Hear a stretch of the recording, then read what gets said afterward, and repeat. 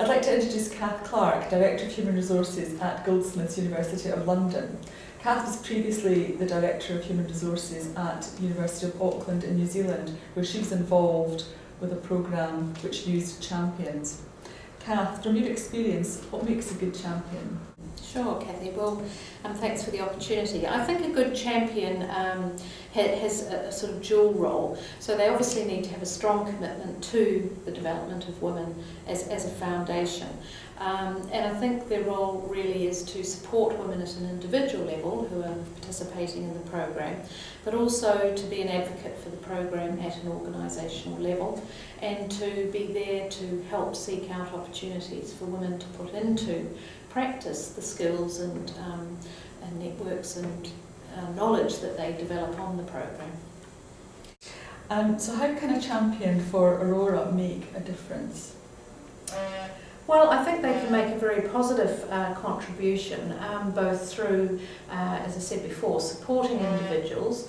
I certainly found that meeting with individuals before the program began, then meeting with them at key points during the program, and then, probably most importantly, doing a debrief at the end of the program so that they can identify and understand what it is the women are wanting to achieve, because generally they'll come out with an action plan, and then helping them to achieve those objectives, looking out for opportunities for them at an organisational level.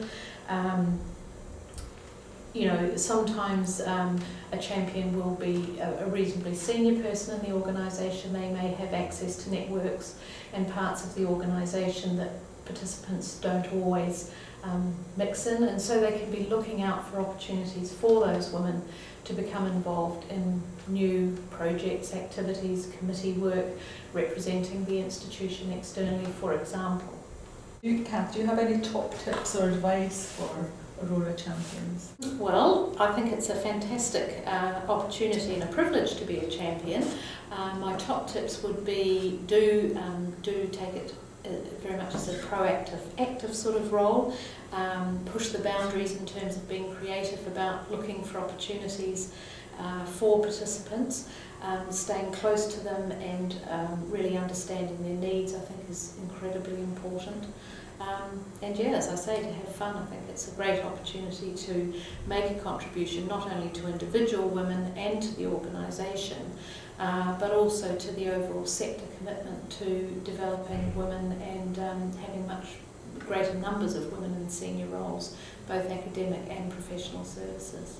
How can the champion help the role models and the mentors? I think it's almost like developing a community of practice in the institution. I mean, I think if everyone who's involved, whether it's as a role model, a participant or a mentor, is sort of galvanised together by the champion, you start to have a community of people who are committed to developing women as leaders in the organisation. So that's where I say I think it's an active role, not a passive one. I think it's a terribly exciting and rewarding role.